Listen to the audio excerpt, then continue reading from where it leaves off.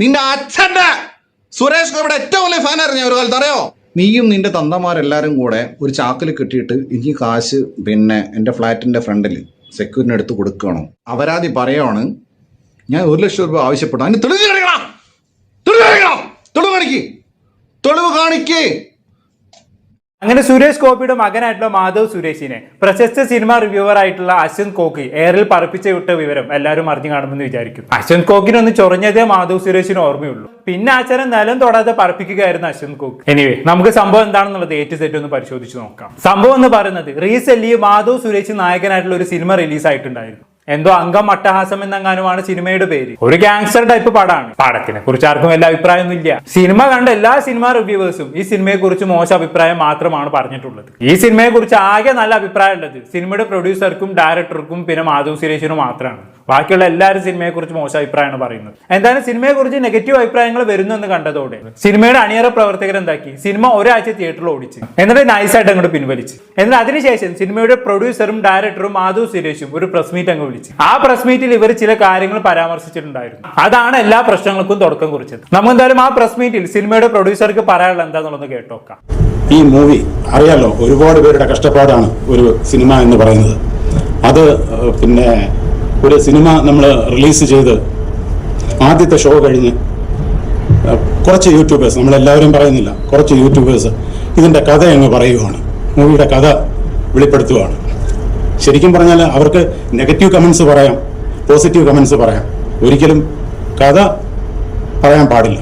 Okay, അതാരാണാവോ കഥ പറഞ്ഞത്? ഞാൻ റീസെന്റ് ഈ സിനിമയുടെ 2-3 റിവ്യൂസ് ഇരുന്ന് കണ്ടു നോക്കി. ഈ സിനിമയെ കുറിച്ച് റിവ്യൂ ചെയ്ത ഒട്ടുമിക്ക ആൾക്കാരും സിനിമയുടെ പ്ലോട്ട് പറഞ്ഞു പോകുന്നുണ്ട്. പിന്നെ ഉണ്ണി വ്ലോഗ്സിന്റെ റിവ്യൂ കണ്ട സമയത്ത് മൂപ്പര് സിനിമയുടെ കഥയുമായി ബന്ധപ്പെട്ട് ചില ഡിസ്കഷൻസ് ഒക്കെ നടത്തുന്നുണ്ട്. ഇനി അതാണാവോ ഇവർ ഒരിക്കലും കഥ പറയാൻ പാടില്ല എന്നുകൊണ്ട് ഉദ്ദേശിച്ചത്? ആർക്കറിയാമല്ലേ? എന്തായാലും ബാക്കി കേട്ടോക്കാം.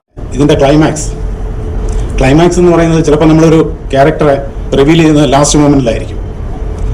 അപ്പോൾ അത് ആദ്യമേ തന്നെ ഒരു ഷോ കഴിഞ്ഞു പറഞ്ഞാൽ അവർ വന്നിട്ട് ഇന്ന ക്യാരക്ടർ ഇന്നതാണ് ചെയ്യുന്നത് എന്ന് പറയുകയും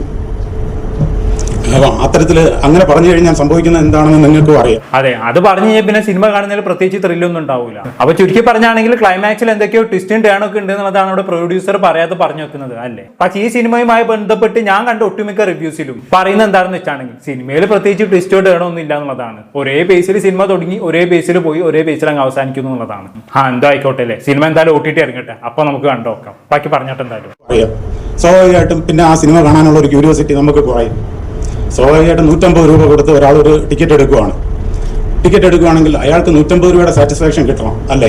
തീർച്ചയായിട്ടും കിട്ടിയേ മതിയാകത്തുള്ളൂ. ഇപ്പോൾ ശരിക്കും ഇതിലെ കഥ നമുക്കറിയാം, അതിലെ ക്യാരക്ടർ എന്താണ് ചെയ്യുന്നത് നമുക്കറിയാം. അത്തരത്തിൽ ഒരിക്കലും 150 രൂപ ഞാനാണെങ്കിലും കൊടുക്കത്തില്ല. അങ്ങനെ പറ. അപ്പൊ അതാണ് പ്രശ്നം. സംഭവം എന്താണെന്ന് വെച്ചാണെങ്കിൽ ഈ സിനിമയിലെ മാധവ് സുരേഷിന്റെ റോൾ എന്താണെന്നുള്ളത് ഈ സിനിമ കണ്ട എല്ലാ സിനിമ റിവ്യൂവേഴ്സും പബ്ലിക്കിന് മുന്നിൽ റിവീൽ ചെയ്തു. അതാണ് ഇപ്പൊ ശരിക്കും ഇവിടെ പ്രശ്നമായി മാറിയത്. അത് പിന്നെ റിവീൽ ചെയ്യല്ലോ. ഒരു സിനിമ കണ്ടു കഴിഞ്ഞാണെങ്കിൽ ഒട്ടുമിക്ക സിനിമ റിവ്യൂവേഴ്സും നായകന്റെ റോൾ എന്താണെന്നുള്ളത് റിവീൽ ചെയ്യാറുണ്ട്. നായകൻ പോലീസ് ഓഫീസർ ആണെങ്കിൽ അത് വന്ന് പറയും, നായകൻ ഗുണ്ടയാണെങ്കിൽ അത് വന്ന് പറയും. അത്തരത്തിൽ ഇവിടെ വന്ന് പറഞ്ഞെന്ന് കരുതിയാൽ മതി. ഇനി സസ്പെൻസ് ആക്കി വെക്കാൻ മാത്രമുള്ള റോളാണ് സിനിമയിൽ മാധവ് സുരേഷിനുള്ളത്. മറ്റേ 7th ഡേയിലെ പൃഥ്വിരാജിനെ പോലെ ഒക്കെ അങ്ങനെയെങ്കിൽ പിന്നെയും ഓക്കെ, അത് റിവീൽ ചെയ്യുന്നതിൽ പ്രശ്നം ഉണ്ടെന്ന് വെക്കാം. അല്ലാത്തൊരു റോളാണെന്നുണ്ടെങ്കിൽ അത് റിവീൽ ചെയ്യുന്നതുകൊണ്ട് പ്രശ്നം ഉണ്ടെന്ന് എനിക്ക് തോന്നുന്നില്ല. എന്തായാലും സിനിമ കണ്ടാലും നമുക്ക് അതിനെ കുറിച്ചൊക്കെ പറയാൻ പറ്റത്തുള്ളൂ. ബാക്കി പടം എന്തായാലും ശരിക്കും നമ്മളെ ഉപദ്രവിച്ചിട്ടുണ്ട്. അതിൽ പ്രധാനമായിട്ടും പറയേണ്ടുന്നത് അശ്വന്ത് കോക്ക്, 2 ഉണ്ണി വ്ലോഗ്. പിന്നെ ഈ അശ്വന്ത് കോക്ക് എന്താണ് എനിക്കുണ്ടാക്കിയ നഷ്ടം എന്ന് പറയുന്നത് നഷ്ടം ചെറുതല്ല. പുള്ളിയുടെ വ്യൂസ് എന്ന് പറയുന്നത് ഏതാണ്ട് 2.5 ലക്ഷം. 2.5 ലക്ഷം എന്ന് പറയുമ്പം ഇപ്പോൾ ഒരാൾ കണ്ടു കഴിഞ്ഞാൽ മിനിമം 10 പേരുമായിട്ട് കമ്മ്യൂണിക്കേറ്റ് ചെയ്യും. 10 പേരുമായിട്ട് കമ്മ്യൂണിക്കേറ്റ് ചെയ്യുമ്പോൾ ഏതാണ്ട് 25 ലാക്സ് ആൾക്കാരിൽ ഇത് എത്തിക്കഴിഞ്ഞു. അപ്പോൾ ഈ 25 ലാക്സിൽ മിനിമം 10 ലക്ഷം പേര് ചിലപ്പോൾ മൂവി കാണുന്നവരായിരിക്കും. ഓക്കെ, ഇപ്പം 10 ലക്ഷം പേര് മൂവി കാണുന്നവരിൽ പിൻവലിക്കുകയാണ്. അപ്പൊ ഇതിൽ എന്താണ് നേട്ടം എന്നുള്ളത് എനിക്കറിയില്ല. എന്ത് നേട്ടം? പ്രത്യേകിച്ച് ഒരു നേട്ടവും ഇല്ല. ഇവിടെ അശ്വന്ത് കോക്ക് പോയി പൈസ കൊടുത്ത് സിനിമ കണ്ടു, മൂപ്പർക്ക് ഒരു അഭിപ്രായം പറയണമെന്ന് തോന്നി, മൂപ്പര് സ്വന്തം യൂട്യൂബ് ചാനലിൽ വന്ന് അഭിപ്രായം പറഞ്ഞു. അത്രേ ഉള്ളൂ. ഇതിനങ്ങനെ കരുതിയാൽ മതി. അല്ലാണ്ട് ലക്ഷക്കണക്കിന് വ്യൂവേഴ്സ് ഉണ്ടെന്ന് കരുതി നിങ്ങളെ സൂചിപ്പിച്ച അഭിപ്രായം പറയണോ? അല്ല അറിയാത്തോണ്ട് ചോദിക്കുക. സിനിമ കാണുമ്പോൾ ഓരോരുത്തർക്കും ഓരോ പെർസ്പെക്റ്റീവ് ആയിരിക്കും, ഓരോ അഭിപ്രായമായിരിക്കും, അത് അവർ പ്രകടിപ്പിക്കും. അതിന് ആ രീതിയിൽ കണ്ടാൽ മതി. അല്ലാണ്ട് അശ്വന്ത് കോക്കിന്റെ സിനിമ റിവ്യൂ 2 ലക്ഷം ആളുകൾ കണ്ടു എന്ന് കരുതി 10 ലക്ഷം ആളുകൾ സിനിമ കാണുന്നതിൽ നിന്നും പിൻവലിയും എന്നൊക്കെ പറഞ്ഞു കഴിഞ്ഞാണെങ്കിൽ ഇതിന് ആന മണ്ടത്തരം എന്നല്ലാണ്ട് എന്താ ഇതിനൊക്കെ പറയാം. ഇവിടെ അശ്വന്ത് കോക്ക് സിനിമ റിവ്യൂ ചെയ്തുകൊണ്ടൊന്നും ഒരു സിനിമയും പൊട്ടാൻ പോണില്ല, ഒരു സിനിമയും വിജയിക്കാനും പോണില്ല. ഇവിടെ അശ്വന്ത് കോക്ക് നല്ല അഭിപ്രായം പറഞ്ഞ് എത്രയോ സിനിമകൾ പൊട്ടിയിട്ടുണ്ട്, അശ്വന്ത് കോക്ക് മോശം അഭിപ്രായം പറഞ്ഞ് എത്രയോ സിനിമകൾ വിജയിച്ചിട്ടുമുണ്ട്. പടം നല്ലതാണോ ആളുകൾ വിജയിപ്പിക്കും, അല്ലാതെ സിനിമ റിവ്യൂവേഴ്സ് ഒന്നുമല്ല ഇവിടെ സിനിമ നല്ലതാണോ മോശമാണെന്ന് തീരുമാനിക്കുന്നത്. ആളുകൾ അവരുടെ അഭിപ്രായം കേൾക്കും, അത്രയേ ഉള്ളൂ. അതുകൊണ്ട് ചുമ്മാ എല്ലാത്തിനും അവരെ പഴിച്ചാരാതെ ഒരു പടം എടുത്തിട്ട് അത് പൊട്ടിയിട്ടുണ്ടെങ്കിൽ അതിന്റെ ഉത്തരവാദിത്വം സ്വയം ഏറ്റെടുക്കാൻ പറ്റണം, ഇല്ലെങ്കിൽ പടം എടുക്കാൻ നിൽക്കരുത്. അല്ലാതെ സിനിമ പൊട്ടുമ്പോഴേക്കും അതിന് കുറ്റം മൊത്തം റിവ്യൂവേഴ്സിനെ തല കൊണ്ട് ചാർത്തുകയല്ല വേണ്ടത്. ഇതൊക്കെ വളരെ മോശം പ്രവണതയാണ് ഉള്ളത് പറയാലോ. എന്തായാലും ബാക്കി പറഞ്ഞാട്ടെ. പിന്നെ ഈ അശ്വന്ത് കോക്ക് എന്ന് പറയുന്ന വ്യക്തി സത്യം പറഞ്ഞാൽ റിവ്യൂ പറയുന്നത് പൈസ വാങ്ങിക്കൊണ്ടാണ് പറയുന്നത് എന്ന് എനിക്ക് വ്യക്തമായ അറിവുണ്ട്. അതായത് ഒരു മൂവിക്ക് 1 ലക്ഷം രൂപയാണ് പുള്ളി ചോദിക്കുന്നത്. അതായത് 1 ലക്ഷം രൂപ കൊടുത്തില്ലെങ്കിൽ പുള്ളി നെഗറ്റീവ് പറയും, 1 ലക്ഷം രൂപ കൊടുത്താൽ പോസിറ്റീവ് പറയും. ആഹാ, അത് പുതിയ അറിവാണല്ലോ. 1 ലക്ഷം രൂപ വാങ്ങിച്ച് പെയ്ഡ് റിവ്യൂ ആണ് അശ്വന്ത് കോക്ക് ചെയ്യുന്നതെങ്കിൽ അത് റിവ്യൂ ചെയ്യപ്പെടുക തന്നെ വേണം. തീർച്ചയായും നിങ്ങളുടെ കയ്യിൽ അതുമായി ബന്ധപ്പെട്ട് തെളിവുകൾ എന്തെങ്കിലും ഉണ്ടെങ്കിൽ അത് നിങ്ങൾ ഹാജരാക്കണം. അങ്ങനെ അവിടെ അശ്വന്ത് കോക്ക് ഇവിടെ പെയ്ഡ് റിവ്യൂ ചെയ്ത ആൾക്കാരെ പറ്റിക്കേണ്ട. എന്തേ നിങ്ങൾ തെളിവുകൾ ഉണ്ടെങ്കിൽ കൊണ്ടുപോവാ, അത്ര എനിക്ക് പറയാനുള്ളൂ. ബാക്കി പറഞ്ഞാൽ ഇത് ഞാനൊരു പ്രൊഡ്യൂസർ എന്നുള്ള നിലയ്ക്ക് പിന്നെ എനിക്ക് സംഭവിച്ച കാര്യമാണ് ഞാൻ ഈ പറയുന്നത്. ഓക്കെ, അപ്പോൾ ഇതിന് ഞാൻ സൈബറുമായിട്ട് ബന്ധപ്പെട്ടു. അപ്പോൾ അവർ പറഞ്ഞത് ഇതിലൊരു ശരിയാവണ്ണം അവർക്ക് കേസെടുക്കാനുള്ളൊരു റൈറ്റ് അതിലില്ല. അപ്പോൾ എന്നോട് പറഞ്ഞു നിങ്ങൾ എന്താണെന്ന് വെച്ചാൽ ചെയ്തോളൂ. ശരിയാണ്, ഇതിൽ എനിക്ക് സിവിൽ ലയബിലിറ്റി ഉണ്ടായിട്ടുണ്ട്, സാമ്പത്തിക നഷ്ടം എനിക്കാണ് ഉണ്ടായത്. അപ്പോൾ ഞാൻ അതുമായിട്ട് ബന്ധപ്പെട്ട് CM-ന് പരാതി കൊടുക്കുന്നുണ്ട്, പിന്നെ ഹൈക്കോടതിയിൽ കേസ് ഫയൽ ചെയ്യുന്നുണ്ട്. സിവിൽ കേസ് തന്നെയാണ് ഫയൽ ചെയ്യുന്നത്, കോർട്ട് ഫീസ് അടച്ചും കൊണ്ട് സിവിൽ കേസ് തന്നെയാണ് ഫയൽ ചെയ്യുന്നത്. കാരണം ഇനി ഒരാളിനും ഇത്തരത്തിലൊരു ബുദ്ധിമുട്ടുണ്ടാകാൻ പാടില്ല. കാര്യം ഇപ്പോൾ 4.5 കോടി രൂപ മുടക്കിയതിന് ശേഷം എനിക്ക് ഈ കോർട്ട് ഫീസുകൂടെ അടച്ച് ഈ സിനിമ വൈൻഡപ്പ് ചെയ്യുന്നതിലാണ് എനിക്ക് താല്പര്യം. അതൊക്കെ അത്രേ ഉള്ളൂ. ഇവിടെ അശ്വന്ത് കോക്ക് പെയ്ഡ് റിവ്യൂ ചെയ്ത് നിങ്ങളുടെ സിനിമ പൊട്ടിച്ചിട്ടുണ്ടെങ്കിൽ അതിന്റെ തെളിവുകൾ നിങ്ങളുടെ കയ്യിലുണ്ടെങ്കിൽ നിങ്ങൾ തീർച്ചയായിട്ടും കേസിന് പോകണമെന്ന് തന്നെയാണ് എന്റെ അഭിപ്രായം. അതിൽ യാതൊരു സംശയവും വേണ്ട. മാത്രവുമല്ല, നിങ്ങൾ ഒരു പ്രസ് മീറ്റ് കൂടി വിളിച്ചു കൂട്ടി ആ തെളിവുകളെല്ലാം പബ്ലിക്കിന് മുന്നിൽ ഹാജരാക്കുകയും വേണം. അങ്ങനെയെങ്കിൽ ഞങ്ങൾ എല്ലാവരും നിങ്ങളുടെ കൂടെ കാണും. കാരണം അങ്ങനെ വരുമ്പോൾ ഞാൻ നേരത്തെ പറഞ്ഞ പോലെ അശ്വന്ത് കോക്ക് ജനങ്ങളെയും കൂടിയാണ് ഇവിടെ പറ്റിക്കുന്നത് അല്ലേ. പൈസ ചോദിച്ച് പൈസ കിട്ടുന്ന പടത്തിന് പോസിറ്റീവ് റിവ്യൂ ചെയ്യുക, പൈസ കിട്ടാത്ത പടത്തിന് നെഗറ്റീവ് റിവ്യൂ ചെയ്യുക എന്നൊക്കെ പറഞ്ഞു കഴിഞ്ഞാണെങ്കിൽ അതൊരിക്കലും അംഗീകരിക്കാൻ പറ്റുന്ന കാര്യമില്ലല്ലോ. അതുകൊണ്ട് നിങ്ങളുടെ കയ്യിൽ തെളിവുകൾ ഉണ്ടെങ്കിൽ തീർച്ചയായിട്ടും നിങ്ങൾ കേസിനും പോകണം. ആ തെളിവുകളെല്ലാം പബ്ലിക്കിന് മുന്നിൽ പുറത്തു വിടുകയും വേണം. എന്താണ് നിങ്ങളുടെ കയ്യിലെ തെളിവ് അതൊന്ന് പറഞ്ഞു തന്നാട്ടെ. അല്ലെങ്കിൽ തന്നെ ഇവര് എനിക്ക് ഇത്ര കിട്ടിയില്ലെങ്കിൽ ഞാൻ നെഗറ്റീവ് പറയും എന്ന് പറയുന്നത് അത് എന്തിനാണ് ഇവർ ഇങ്ങനെ പറയുന്നത്? അത് ഡയറക്റ്റ് അല്ല, ഇൻഡയറക്റ്റ് ആയിട്ട് ആൾ വഴിയാണ് പേയ്മെന്റ് ഒക്കെ ചോദിക്കുന്നത്. അപ്പോൾ അത്തരത്തിൽ നമുക്ക് ഒരു തെളിവ് കൊടുക്കുക എന്ന് പറയുന്നത് പ്രയാസമാണ്. പക്ഷെ നമുക്ക് തെളിവ് കൊടുക്കാൻ പറ്റും. എനിക്ക് ഫിനാൻഷ്യൽ ലോസ് ഉണ്ടാക്കിയതിന് തെളിവ് കൊടുക്കാം. ആ തെളിവ് കൊടുത്തിട്ട് എന്ത് കാര്യം? നിങ്ങളൊരു പടം ചെയ്തു, നിങ്ങൾക്ക് അതിന് സാമ്പത്തിക നഷ്ടം ഉണ്ടായി, അതിന് തെളിവ് ഇവിടെ കോടതി കൊണ്ടുപോയി ഹാജരാക്കിയിട്ടൊന്നും യാതൊരു കാര്യമില്ല. നിങ്ങൾ ഇനി ഏത് കോടതി കയറിക്കൊണ്ടും കാര്യമില്ല, കയ്യിൽ പ്രോപ്പർ തെളിവില്ല എന്നുണ്ടെങ്കിൽ ഒരു കാര്യമില്ല. അപ്പോൾ ചുരുക്കി പറഞ്ഞു കഴിഞ്ഞാണെങ്കിൽ അശ്വന്ത് കോക്കിനെതിരെ നിങ്ങളുടെ കയ്യിൽ തെളിവുകളൊന്നും ഇല്ല എന്നർത്ഥം. ചുമ്മാ അങ്ങോട്ട് വായി തോന്നി അടിച്ചു വിടന്നെ. എന്താ ഇതിനൊക്കെ പറയല്ലേ? എന്തായാലും ബാക്കി പറയുകയാണ്. എന്റെ മൂവി ഞാൻ റിലീസ് ചെയ്യാനായിട്ട് ഞാൻ പ്ലാൻ ചെയ്യുന്നുണ്ട്. അതിന്റെ ക്ലൈമാക്സ് മാറ്റിക്കൊണ്ട്, അതായത് ഇതിന്റെ ക്യാരക്ടർ ഒക്കെ റിവീൽ ചെയ്തല്ലോ. അപ്പോൾ അതിലൊക്കെ നമുക്ക് എന്ത് ചെയ്യാൻ പറ്റും എന്ന് നോക്കിക്കൊണ്ട് നമ്മളിത് റിലീസ് ചെയ്യുന്നതിനെ കുറിച്ച് പ്ലാൻ ചെയ്യുന്നുണ്ട്. ശരിക്കും പറഞ്ഞാൽ 8-ാം തീയതി റിലീസ് ചെയ്ത മൂവി 13-ാം തീയതി നമ്മൾ തിരിച്ച് നമ്മൾ പിന്നെ ഷോ നിർത്തി നമ്മൾ ഒരു തിയേറ്ററിലും പിന്നെ ഓടിക്കണ്ട എന്ന് തീരുമാനം എടുക്കുകയായിരുന്നു. മനസ്സിലായില്ലേ? അപ്പം നമ്മൾ അത്തരത്തിൽ ഇനി ഒരാളിനും അത് ഉണ്ടാകണ്ട. റീ റിലീസ് നമ്മൾ തീർച്ചയായിട്ടും പ്ലാൻ ചെയ്യുന്നത്. റീ റിലീസ് പ്ലാൻ ചെയ്തിട്ടും കാര്യമില്ല. സിനിമ നന്നായി കഴിഞ്ഞാണെങ്കിൽ ആൾക്കാർ കയറി കാണും, ഇല്ലാന്നുണ്ടെങ്കിൽ 8 നില പൊട്ടിക്കും. അതുകൊണ്ട് ഇനി നിങ്ങളിപ്പോ എന്ത് റീ റിലീസ് ചെയ്തിട്ടും യാതൊരു കാര്യമില്ല. ഇല്ലാന്നുണ്ടെങ്കിൽ സിനിമ മൊത്തത്തിൽ പുതുക്കി പണേണ്ടി വരും. അതിന് നിങ്ങൾ ഇപ്പം എത്ര ചെലവാക്കിയോ അത്ര തന്നെ വീണ്ടും മുടക്കേണ്ടി വരും. എന്തായാലും കൂടുതലൊന്നും പറയാനില്ല. എന്നാലും പ്രൊഡ്യൂസർ നിങ്ങളൊരു ധൈര്യമാണ് ഞാൻ ആലോചിച്ച് പോകുന്നത്. മാധവ് സുരേഷിനെ പോലുള്ള ഒരുത്തനെ വെച്ച് കഴിഞ്ഞിട്ട് ഒരു 4 കോടിനെ സിനിമ എടുക്കാൻ നിങ്ങൾ തയ്യാറായല്ലോ. നിങ്ങളുടെ ധൈര്യം സമ്മതിച്ചെന്ന് കേട്ടോ. ചാൾസ് ശോഭരാജിൽ പോലും ഞാൻ എത്ര ധൈര്യം കണ്ടിട്ടില്ല. എന്തായാലും ഇത് കഴിഞ്ഞ മാധവ് സുരേഷിന് എന്തോ പറയാനുണ്ട്, നമ്മൾ എന്തായാലും അങ്ങോട്ട് ഒന്ന് കേട്ടോക്കാം. The last thing is hate campaigning. ഞാൻ ഒരുപാട് അതിൽ ഡീറ്റെയിൽ പറയുന്നില്ല. അത്യാവശ്യം ഒരു ബയസ്, ഒരു ന്യൂട്രൽ പേഴ്സ്പെക്റ്റീവിൽ കാണുന്ന ഏതൊരു മനുഷ്യനും എന്തുകൊണ്ടായിരിക്കും എനിക്ക് കിട്ടുന്ന ഒരു ഹെയ്റ്റ്, അതായത് ഞാൻ ഒരിക്കലും പറഞ്ഞിട്ടില്ല ഞാൻ ഒരു വലിയ പെർഫോമർ ആണെന്നോ ഒരു വലിയ നടനാണെന്നൊന്നും ഇതുവരെ ആരുടെ പറഞ്ഞിട്ടില്ല. ഞാൻ ഈ മേഖലയിൽ ഒന്ന് പഠിച്ച് എൻ്റെ പണി ചെയ്ത് പോകാൻ നോക്കുന്ന ഒരാളാണ്. എൻ്റെ സിനിമയെ പോലും പല പല രീതിയിൽ സെൻസ് ഇല്ലാത്ത രീതിയിലൊക്കെ പറയുമ്പോൾ വി ക്യാൻ അണ്ടർസ്റ്റാൻഡ് ഒരു പരിധിക്കുള്ളത് എവിടെ നിന്നാണ് വരുന്നതെന്ന്, രാഷ്ട്രീയപരമായിട്ടോ അല്ലെങ്കിൽ വേറെ കാരണം കൊണ്ടോ പേഴ്സണലായിട്ടോ ഒക്കെ ആയിരിക്കും. എന്ത് രാഷ്ട്രീയപരം മോനെ? ഒരു രാഷ്ട്രീയപരവും ഇല്ല. നിന്റെ കഴിവില്ലായ്മ കൊണ്ടാണ് നിന്റെ ആളുകൾ ഇത്രയും പേഴ്സണൽ അറ്റാക്ക് ചെയ്യുന്നത്, നിന്റെ ആളുകൾ ഇത്രയും ട്രോളുന്നത്. അത് ആദ്യം നീ മനസ്സിലാക്കണം. അല്ലാതെ നിന്റെ രാഷ്ട്രീയം കൊണ്ടോ നിന്റെ അച്ഛൻ BJP-ന്റെ കേന്ദ്രമന്ത്രി ആയതുകൊണ്ടോ ഒന്നുമല്ല. മര്യാദക്ക് അഭിനയിച്ചു കഴിഞ്ഞാണെങ്കിൽ ഇവിടെ ജാതി മതഭേദം തന്നെ എല്ലാവരും അംഗീകരിക്കും. അങ്ങനെ അംഗീകരിച്ചിട്ടുമുണ്ട്. അതിനൊത്തം ഉദാഹരണമാണ് നിന്റെ ഏട്ടനായിട്ടുള്ള ഗോകുൽ സുരേഷ്. പുള്ളിക്കാരൻ അഭിനയത്തെ കുറിച്ച് ആർക്കും ഇവിടെ മോശം അഭിപ്രായം പറയാനില്ല.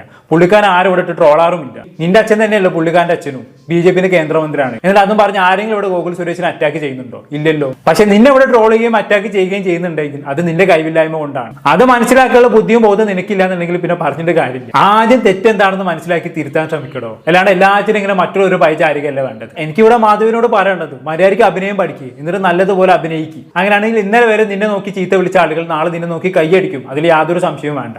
അല്ലാണ്ട് ഇങ്ങനെ ന്യായീകരിച്ചുകൊണ്ടിരുന്നു കഴിഞ്ഞാണെങ്കിൽ വീണ്ടും വീണ്ടും നേരെ പോകത്തേ ഉള്ളൂ. എന്തായാലും ഇങ്ങനെ നീളുന്നു പ്രസ് മീറ്റ് എന്ന് പറയുന്നത്. ഏകദേശം 40 മിനിറ്റോളം നീണ്ടു നിൽക്കുന്ന ഒരു പ്രസ് മീറ്റ് ആണ് കേട്ടത്. അതിൽ ഞാൻ പ്രധാന ഭാഗങ്ങൾ മാത്രമേ കാണിച്ചിട്ടുള്ളൂ. ഇനിയും ഒരുപാട് കാര്യങ്ങൾ മാധവ് സുരേഷ് പറയുന്നുണ്ട്. ഞാൻ എല്ലാം കൂടി കാണിച്ച് ബോറടിപ്പിക്കുന്നില്ല. എന്തായാലും ഇങ്ങനെ ഒരു പ്രസ് മീറ്റ് ഇവർ വിളിച്ചതിന് പിന്നാലെയാണ് അശ്വന്ത് കോക്ക് ഇവർക്കുള്ള മറുപടിയുമായി രംഗപ്രവേശനം ചെയ്യുന്നത്. അതൊരു 1.5 മറുപടിയാണ് മക്കളെ. ഞാൻ പറയുന്നതിലും വേറെ നിങ്ങൾ തന്നെ ഒന്ന് കേട്ടു നോക്കിയാൽ. ഞാൻ പറഞ്ഞു വരുന്നത് അട്ടഹാസം, അന്തം അട്ടഹാസം, അന്തം എന്നല്ല, എന്തോ തേങ്ങ. ഓക്കെ, സുരേഷ് ഗോപിന്റെ മോനാണ് മേധവ് സുരേഷ്.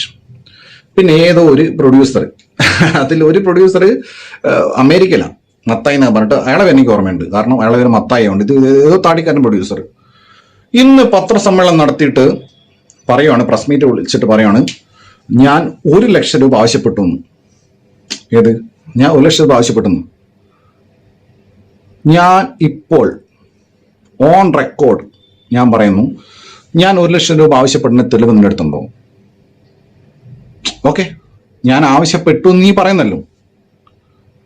എടാ, പറയുമ്പോൾ ഒരു മിനിമം മര്യാദ വേണം. എന്നെ നാണം കെടുത്ത് 1 ലക്ഷം ഉലുവയോ നിന്റെ തീട്ടപ്പടത്തിന്? 1 ലക്ഷം രൂപ കേരളത്തിലെ എല്ലാ ജനങ്ങൾക്കും കൊടുത്താൽ പോലും ഒരു പണം കാണൂല. അത്രയും തീട്ടപ്പടോ, തീട്ടപ്പടം ഓൺ റെക്കോർഡും പറയാം.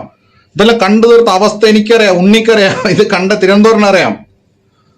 എന്നിട്ട് പറയണേ, ഈ മാനിനിരുന്ന് പറയണേ 1 ലക്ഷം രൂപ ഞാൻ വാങ്ങിക്കുന്നത്. ഒറ്റ ഡയലോഗിൽ അണ്ണങ്ങ് തൂക്കിയില്ലേ. 1 ലക്ഷം രൂപ കേരളത്തിലെ മുഴുവൻ ജനങ്ങൾക്ക് കൊടുത്താൽ പോലും അവർ ഈ സിനിമ കാണില്ല പോലും. അത്രയും തീട്ടപ്പാടാണിത് പോലും. ആ ഒരു ഡയലോഗിൽ മാധവ് സുരേഷിനെയും പ്രൊഡ്യൂസറെയും അശ്വന്ത് കോക്ക് അടിച്ചിരുത്തി എന്ന് പറഞ്ഞാൽ മതിയല്ലോ. വല്ല ആവശ്യം ഉണ്ടായിരുന്നു ഇതിന്റെ ഒക്കെ. എന്തായാലും ബാക്കി കേട്ടോക്കാം.